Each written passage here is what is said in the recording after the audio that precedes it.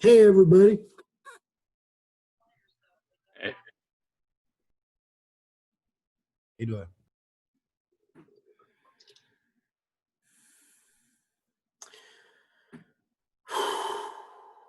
How was your weekend? It was good. How was yours? Anybody get arrested? Not yet. There's hope.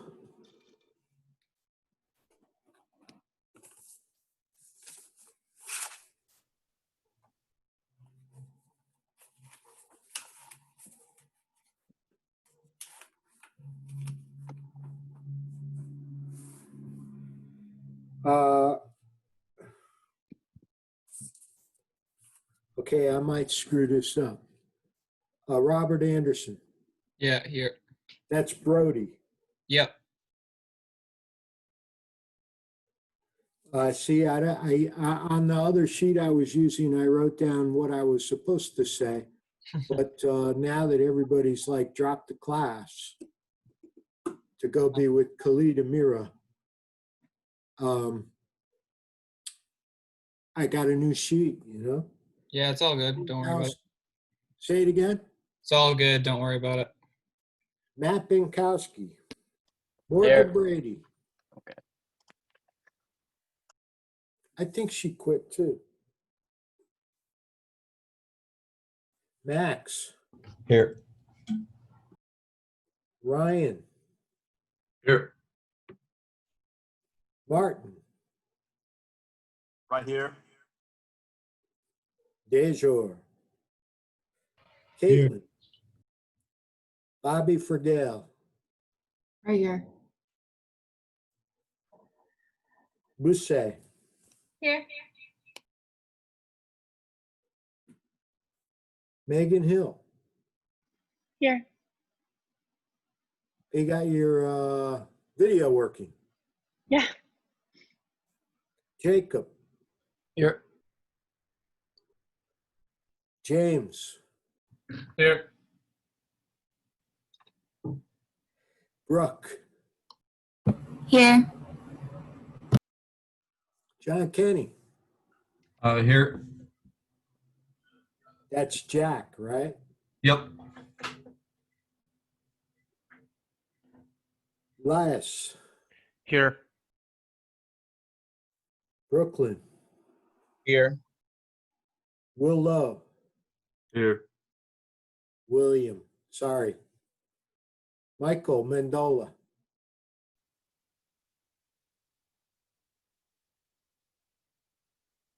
Paige. Here.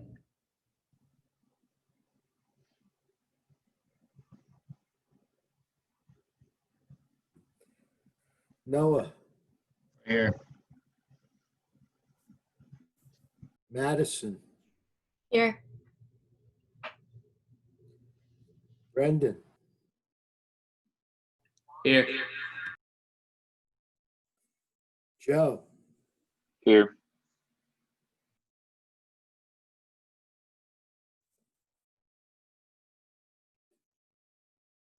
Tyler.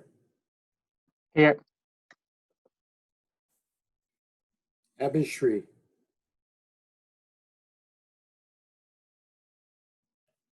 Cole. Here.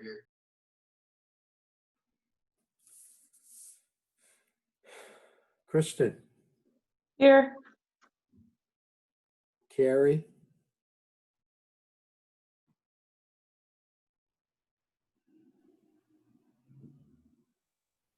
David. Here. Nolan. Here. Sean. Here.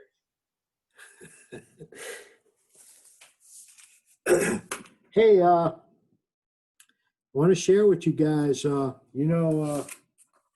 going to launch this semester, the Foster Center is going to launch these leadership certificates. I'll show you.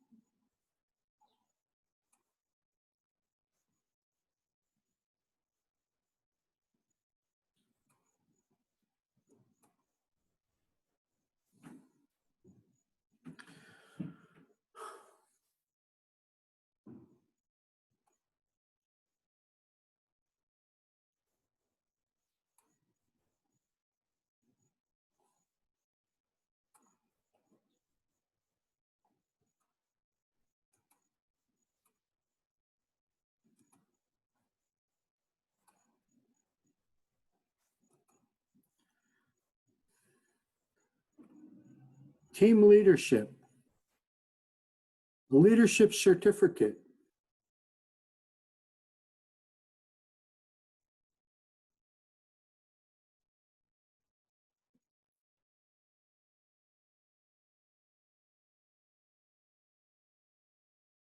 Here's where you go to sign up.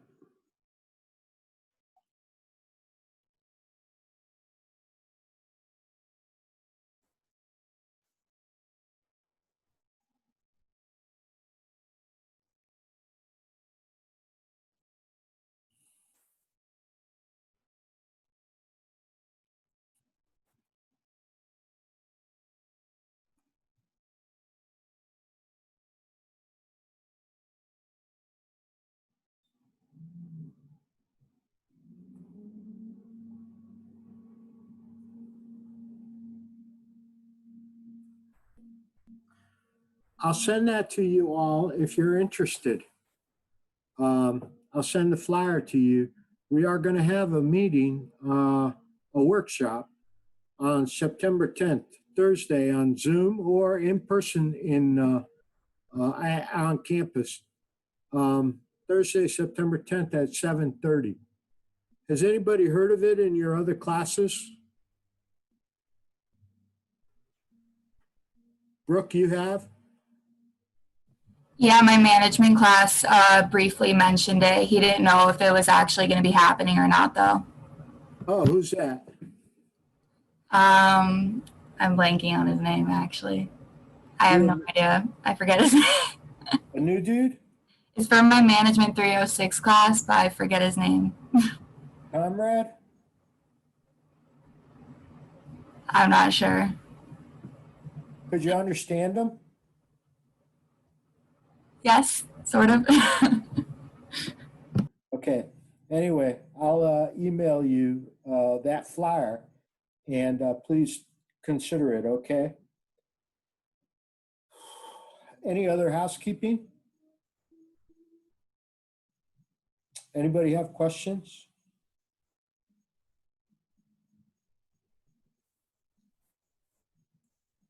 Caitlin Flaherty. Hi, yeah, you didn't call my name in attendance, but I'm here.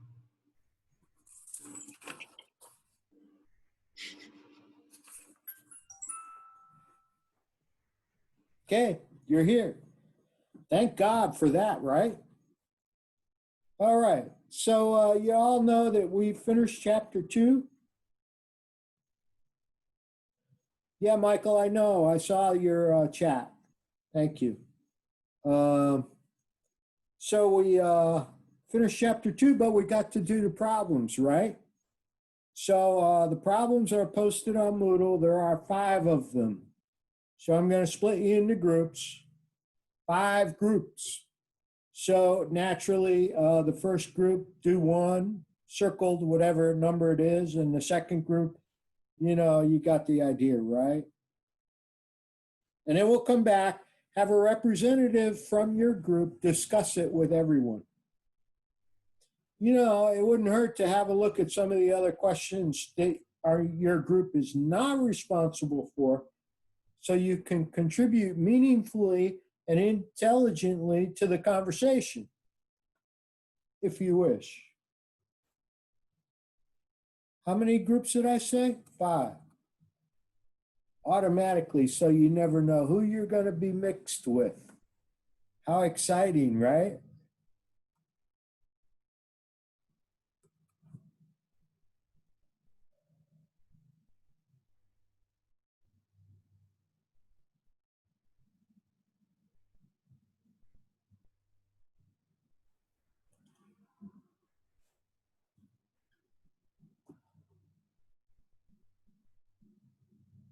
Michael, what are you doing here?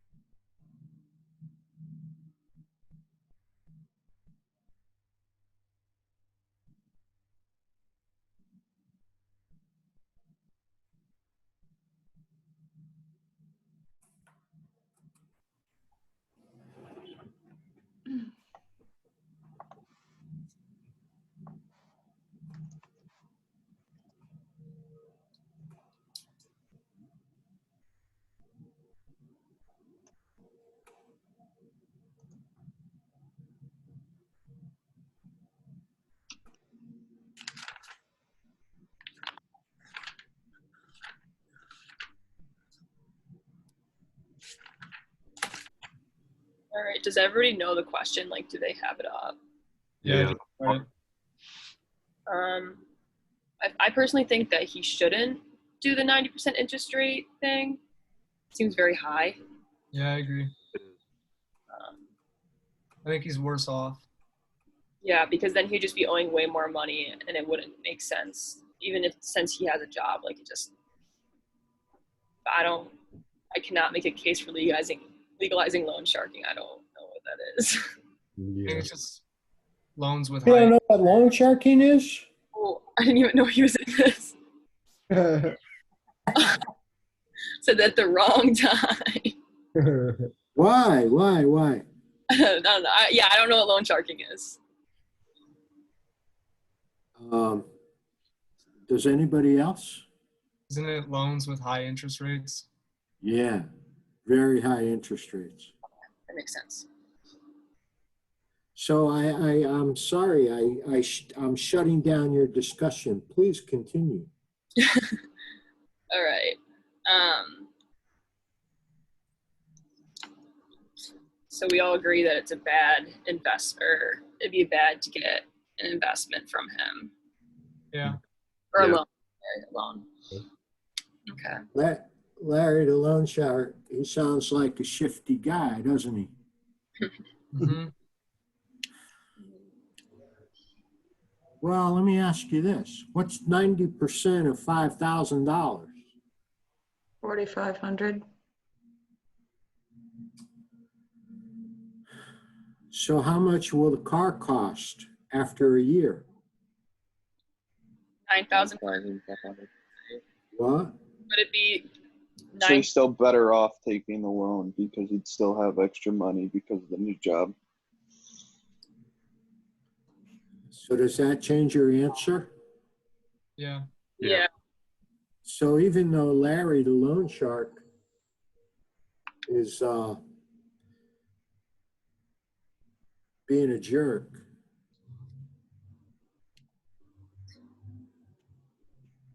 doesn't say the name of a person, it just says me, right? Hmm. How do you know Um, the loan is $5,000 just because it's whatever covers the car? Yeah, well, presumably, yeah. Presumably, the dude has no other money if he's got to go to Larry, the loan shark, Okay. So he's going to borrow the whole $5,000.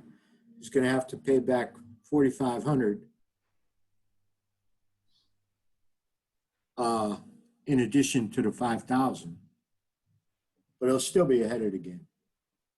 hmm Let me see how your colleagues are doing.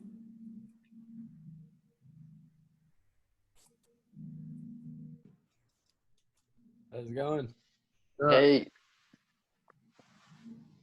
Hey, What's going on? were we having a scintillating conversation in this breakout room?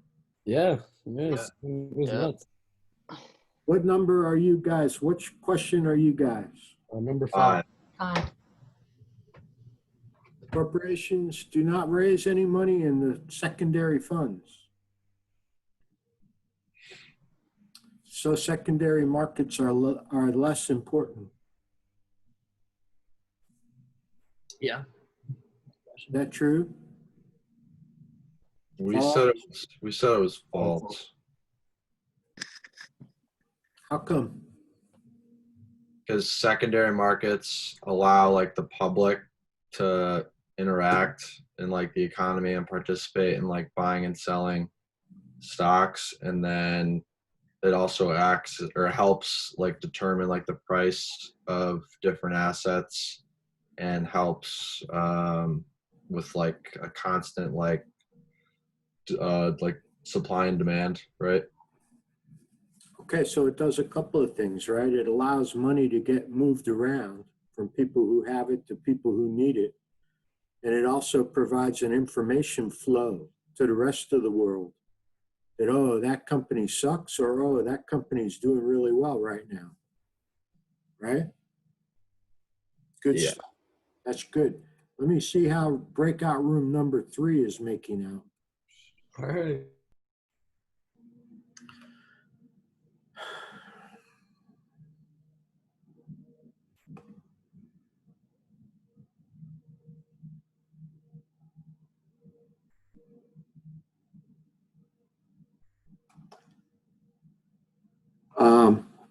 You guys aren't making any noise. We already answered the question. So you don't have anything else to talk about? Gossip? It's not. Is that a Canadian flag behind you? Yes, sir. You're Canadian? Yes, sir. Well, that would make sense then to have a Canadian flag. Exactly. What's the answer to your question?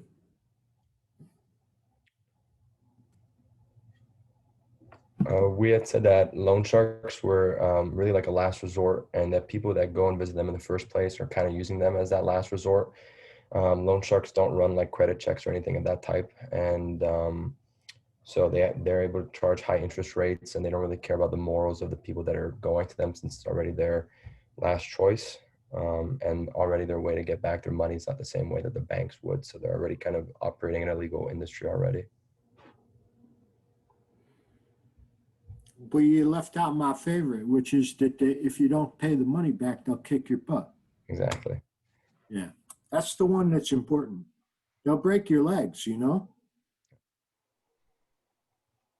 Okay, let me check on room 4.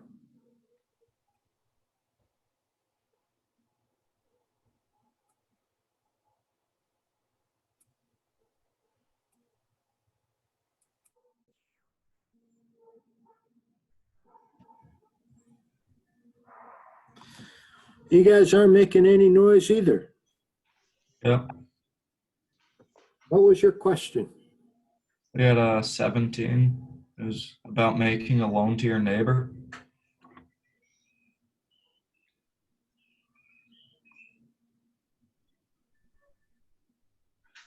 Yeah, so what do you think about that one? It's just if you make the loan directly to your neighbor, there's more costs and there's higher risk by doing that. Whereas if you go through the bank, there's like less risk and you'll make money from the 5% interest. Yeah, good, okay. You put your money in the bank, then you don't worry about the neighbor running out of town on you, right? Yep. Good. Okay, I'll be back.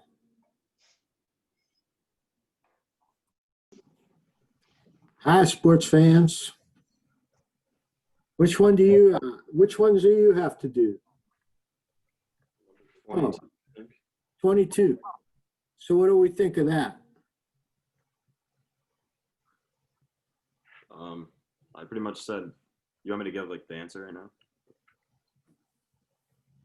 What? Do you want the answer right now? Is that what you're asking? Well, yeah, I mean, I'm interested in what you think about it. We pretty much just said like, what was the question?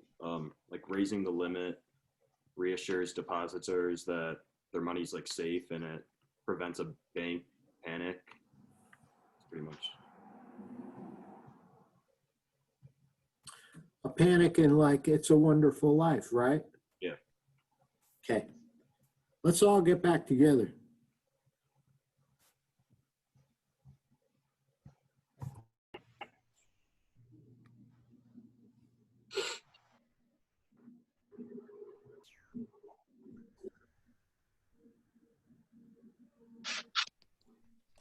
Okay.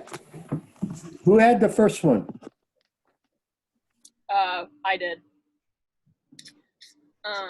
So we said that if you can buy a car today for $5,000 and it's worth $10,000 in extra income to the person, if they should take out a 90% interest rate. And we said that he should, just purely because it seems like a lot, but in the end he still will gain money if he takes the loan out. So even though Larry the loan shark is making an obscene amount of money, you should still do that loan because you come out ahead, right? Mm-hmm. Anybody have any other thoughts?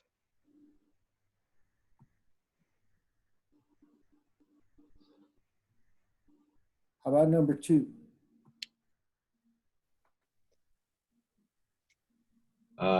We said since the secondary, like we said false for the answer because the secondary markets allow the public to participate in like the buying and selling of different equities and things like that. And then it helps determine like the pricing of different assets and helps with like the supply and demand of like someone who wants to buy and someone who wants to sell. It helps distribute funds like that. So we said it was false. Yeah, that's good. Anybody else? The secondary markets are like also important to the economy, just in the sense of like information sharing as well. So that's another reason why it's false. Yeah, I mean, if you were to open a newspaper, or, well, I guess we don't open newspapers anymore, but if you were to, you would get an alert on your phone from Apple News that said that the Dow Jones Industrial Average was down 7,000 points, right? That's the secondary market, and that's telling you something, isn't it? If you saw that alert come across your phone, you would be like, "Oh, what the hell's going on," right? And you would try and figure out. Good, good. Thank you. Does does like information or like a news article about like an IPO, does that fall under primary market since it's an IPO, or is that a secondary market because it gives out information? Well, I'm not talking about information like a news release about the market or a company, so much as I'm talking about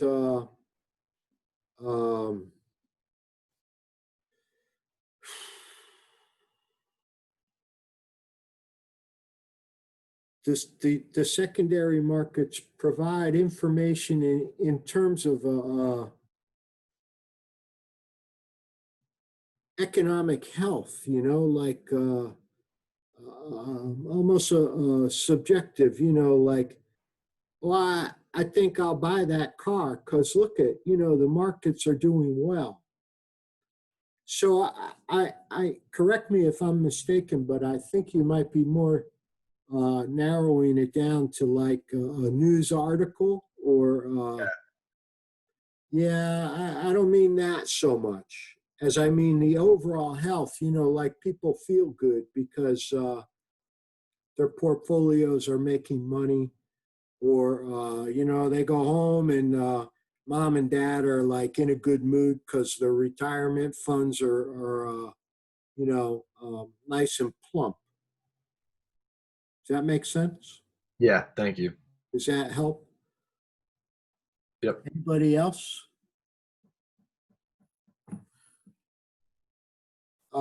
Where are we? The third one?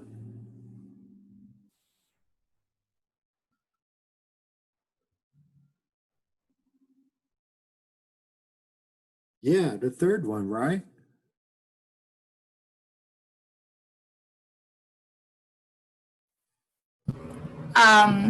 We said that loan sharks usually worry less about moral hazard compared to other lenders, just because the majority of the people that are going to loan sharks don't really qualify for any other loans because their credit scores are bad.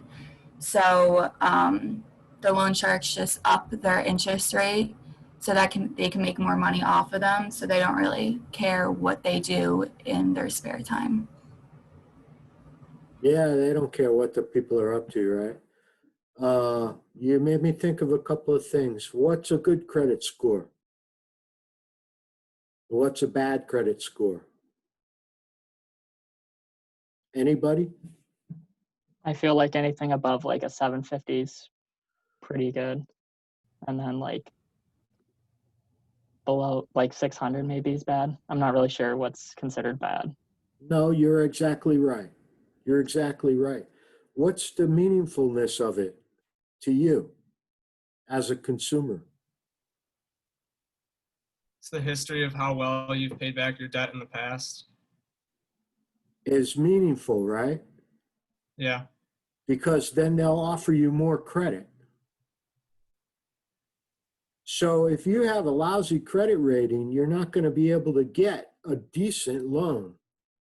They're going to look at you. They're going to look at you and say, "Yeah, okay, I'll give you the money, but I'm going to charge you 4%." Whereas if you have a very good credit rating, they'll say, "Yeah, we'd like to give you the money, and we'll charge you 2.5%." So it's really important to try to keep your credit score healthy. And Brooke, what was the other thing I said that was my favorite about the loan sharks? That they'll break your legs. Yeah, they're going to kick your butt if you don't pay back, right? So they don't care about moral hazard. They are the moral hazard, you know?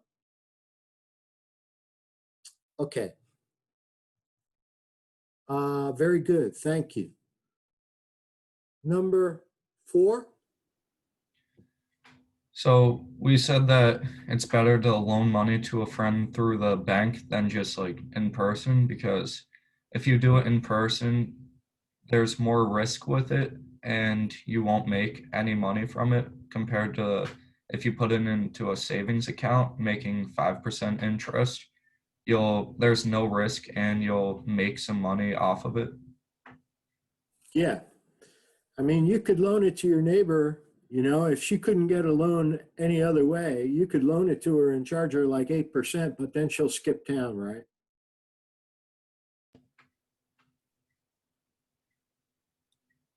Okay, good. Thank you. Raising the FDIC insurance limit.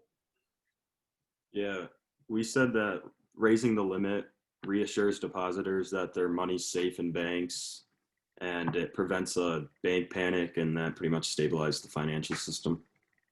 Yeah, okay. So it instills some confidence in the consumer. Yeah, we feel better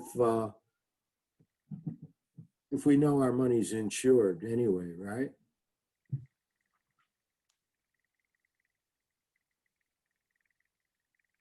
Any questions? Okay. Let's have a look at chapter 3.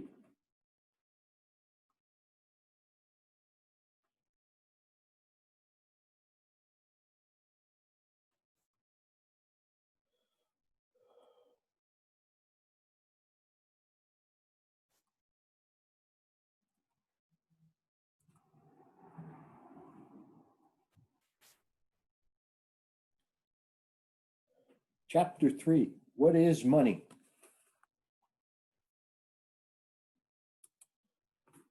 Develop a precise definition by exploring the functions of money. Why, how it promotes economic efficiency, tracing how its forms have evolved over time, examining how money is currently measured. This chapter is really quick. It's only 19 slides, 18 slides. So this early part of the book, it seems like fairly straightforward, you know? So we're going to figure out what money is, summarize the functions of money, different types of payment systems, and M1 and M2. Money or the money supply. This is a definition. Anything that is generally accepted as payment of goods or services or repayment of debts. That's a pretty broad definition of money, isn't it? Money, a stock concept, is different than wealth. Wealth is a total collection of pieces of property that serve to store value.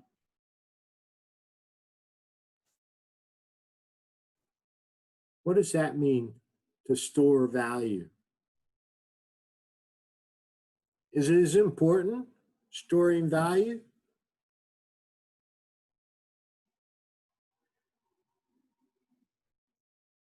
Is it okay to put your money in an empty coffee can on top of the refrigerator? Or is it better to put it in the bank earning interest? Better to put it in the bank. Which is safer? Put it in the bank. If you put it in the bank and you're earning interest, you may not be any better off in a year. Why? Anybody? You don't earn that much interest in a savings account. You don't earn very much interest, although you are earning interest. What else is going on to prices? Inflation. Inflation. So if you put your money in the bank and it earns 5% and we have 3% of price level increase, at least you're a little bit ahead of the price level increase. But if you keep it in the coffee can on top of the fridge, you're even worse off. Yeah, you may as well have somebody rob you.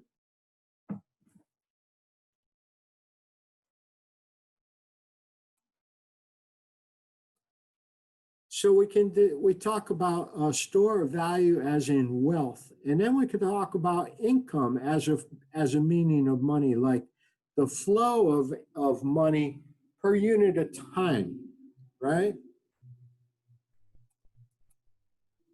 So the functions of money, it is a medium of exchange. Eliminates the trouble of finding a double coincidence of needs.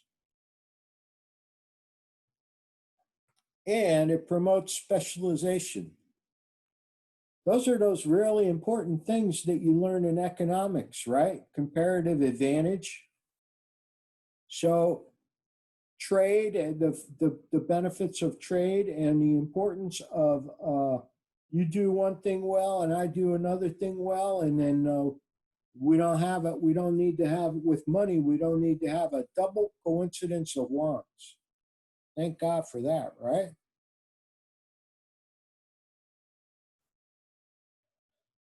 Promotes specialization. So the medium of exchange must be easily standardized. Everybody takes it, divisible, easy to carry, and not deteriorate quickly.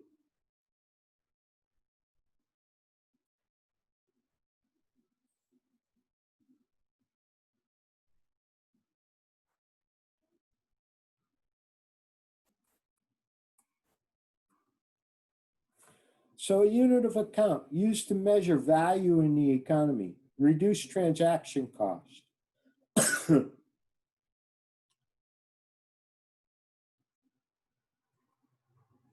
We know what it means when we look at a menu when you walk into a bar and it says that IPA or it says a hamburger's $4, right? It doesn't say, a hamburger is like 3 oranges, So a unit of account we're able to standardize things. We know that a hamburger is equivalent to 3 oranges, but it's easier to say it's $4,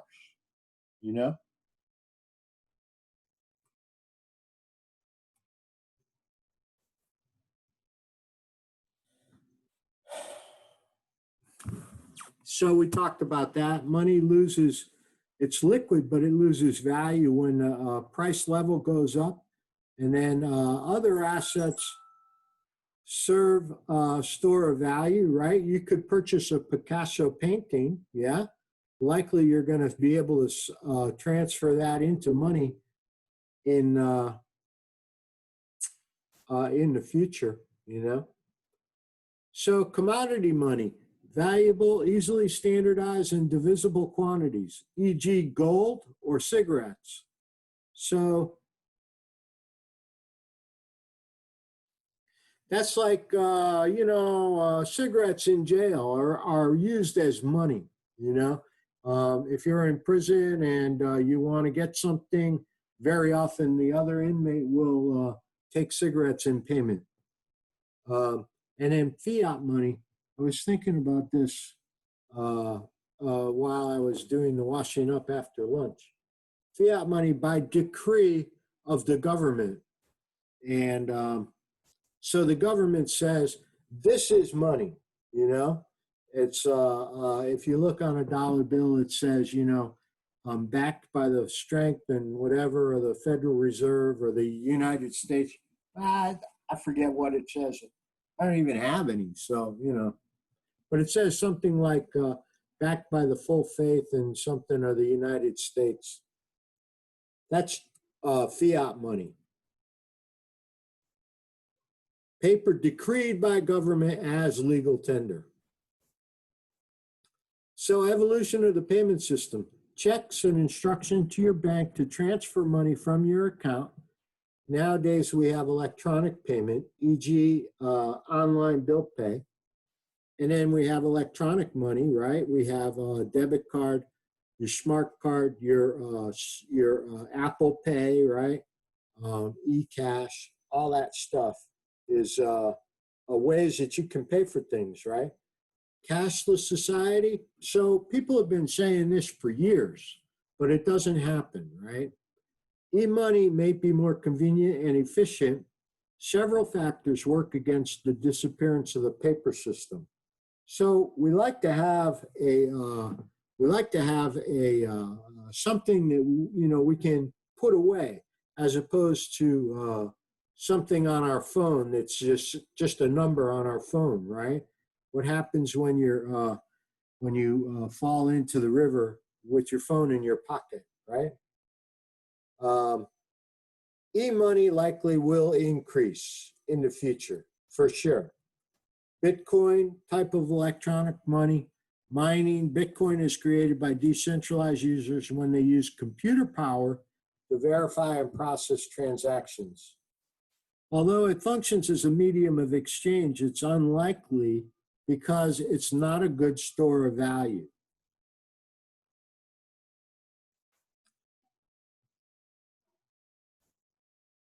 Although you can make a lot of money having a Bitcoin portfolio, you would not like to have your retirement fund in that, would you? God knows what will happen next year, right?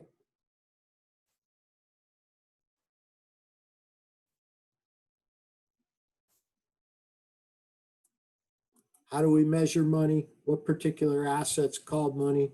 Money aggregates using the concept of liquidity. M1 is most liquid. So these are by the government. This is a government aggregates. The United States government, we say M1 is a money supply, and that is the most liquid form of money counted at M1. So that's cash, right? What you have in your pocket, what you have in the empty coffee can above the fridge, traveler's checks, the deposits, checkable deposits. That's all part of M1. M2 adds to M1 not so liquid assets, small denomination time deposits, savings deposits, money market deposit accounts, money market mutual funds, and M1. So M1 is included in M2. Very important that. Here you have the measures of these aggregates, money supplies. This is M1 is currency. We said very quick, very liquid currency, traveler's checks, demand deposits. Demand deposit simply means you can go to the bank and demand it. Checkable deposits, you could write a check and pay for something. Small denomination time deposits, this is like the savings account you had as a kid. Savings deposits, money market deposit accounts, these are all slightly longer term than cash, yeah. Money market mutual fund shares. So total of M2, recall that M2 includes M1, all right? M3 includes long-term certificates of deposits, longer-term capital market stuff. M1 versus M2. So does it matter? When we talk about money supply and the Fed is saying, hey, we have some serious inflation going on. We don't like that, right? We don't like to see that, oh, I want to buy this bike, but I don't have enough money. So if I work for 6 months, I'll have the money. But you don't want to work for 6 months and find out that the price of the bike went up in 6 months' time, right? You wouldn't be happy about that. So the Fed wants to make sure that you can work for 6 months and still afford to buy that bicycle, right? So they want to keep inflation in check. So they will, do they look at they look at money supply to do that. Do they look at M1 or M2? That's the question that's being asked in the slide right now. And does it matter which measure of money is considered when the Fed says, we got to make sure Johnny can buy that bicycle in 6 months? They can move in different directions, and I'll show you the picture. The choice of monetary aggregate is important, but it's not very clear. That's why fiscal policy, monetary policy is really an art. Here's a picture about the difference in direction between M1 and M2.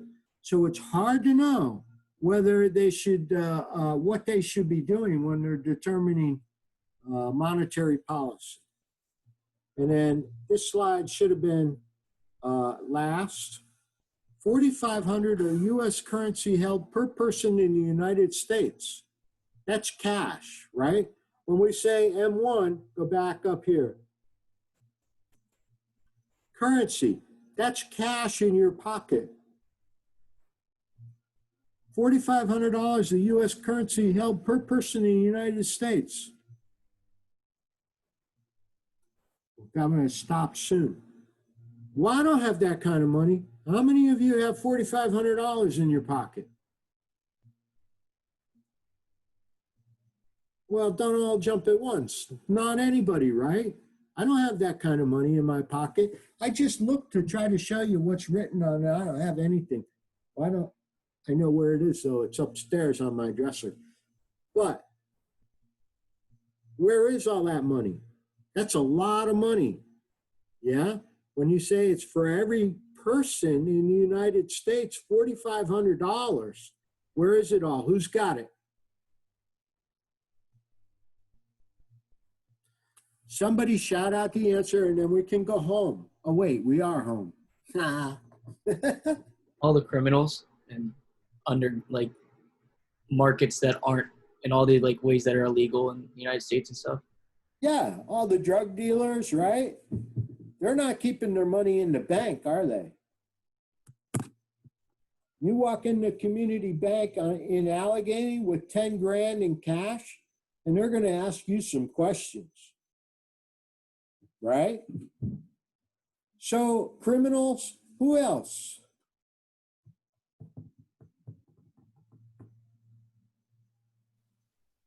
Like billionaires? Billionaires? Yeah, I'm not so sure that billionaires have that. They're even probably less likely to have cash because it's not that big a deal to them to have $4,500 in cash. And they would have lackeys around them, you know, say, go do this, go do that. Yeah, I worked for a guy once. He used to send out one of the other workers to buy cocaine for him with a briefcase full of cash, like $10,000 every Friday. He's very wealthy. So when you say billionaire, you know, I suppose I'm thinking something more worldwide. Tradesmen, people that work with cash. Who? Tradesmen like plumbers, electricians, they come over, they work with cash. They usually keep that around. They can't deposit that because it's not taxable. Yeah, those guys have a lot of cash. I know some carpenters, they usually have $1,000 in their pocket at any given point in time. I'm thinking more internationally. Collectors, people who collect money for inflation reasons. I'm not sure, Dejour. Because if they were keeping the cash, they're losing money with inflation, right? Yeah, but if they collect money, they look for things like star notes and serial numbers and years of bills, which would make it more worth more money. I never thought of that. Yeah. I'm thinking of countries that are that lack a real rule of law, you know, somewhere like Russia, where well, even Russia, maybe 20 years ago, Russia, or Yugoslavia 25 years ago, you know, before the Serbian War. Countries that have very poor economic development and they have very poor rule of law. Like years ago, you could go to Russia with dollars and do whatever you wanted because dollars was the acceptable currency. Nobody wanted the Russian currency. Nobody wanted like East German currency, you know, back before the Berlin Wall came down. Nobody wanted it. It was freaking worthless. They did everything with dollars. So foreign countries that are not well structured with a legal system and a rule of law and an economy, they have a lot of dollars. Okay, I went over time. I mean, I think some of you want to get to your next classes. So we'll call it quits here. Yeah? Everybody have a good night, a good Tuesday, and we'll see you Wednesday. Thank you. Thank you. Bye.